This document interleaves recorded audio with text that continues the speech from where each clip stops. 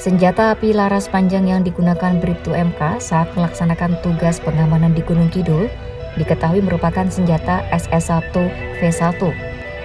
Diketahui, senjata jenis ini biasanya digunakan unit sabara kepolisian dalam tugas pengamanan massa. Sebagai informasi, senjata ini memiliki kaliber 5,56 mm. Ini merupakan senapan serbu pertama yang diadopsi langsung dari FNC. Senapan ini memiliki berat kosong 4,02 kg dan berat isi 4,38 kg.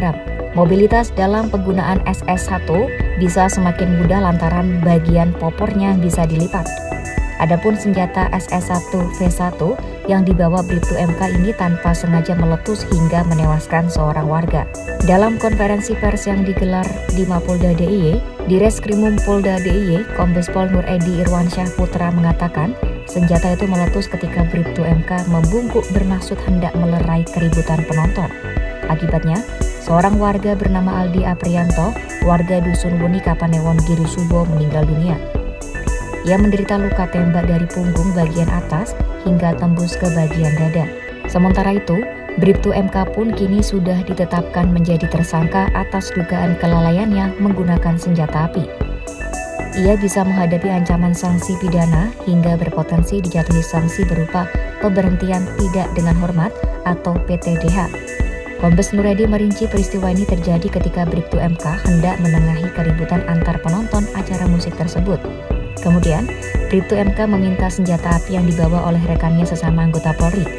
Saat menyerahkan senjata tersebut, saksi menjelaskan dengan kode bahwa senapan tersebut dalam keadaan terisi.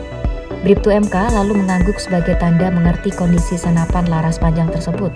Kemudian, ketika Bribtu MK menunduk untuk menegur salah seorang penonton, senjata itu tanpa sengaja meletus hingga mengenai Aldi. Disebutkan pula pada saat penyerahan itu senjata dalam kondisi terkokang dan tidak terkunci, sehingga meletus ketika tanpa sengaja tangan masuk ke dalam pelatuk. Adapun berdasarkan visum oleh rumah sakit, korban mengalami luka tembak bagian punggung atas atau tengkuk. Peluru tembakan menembus dari bahu kanan ke dada sela iga.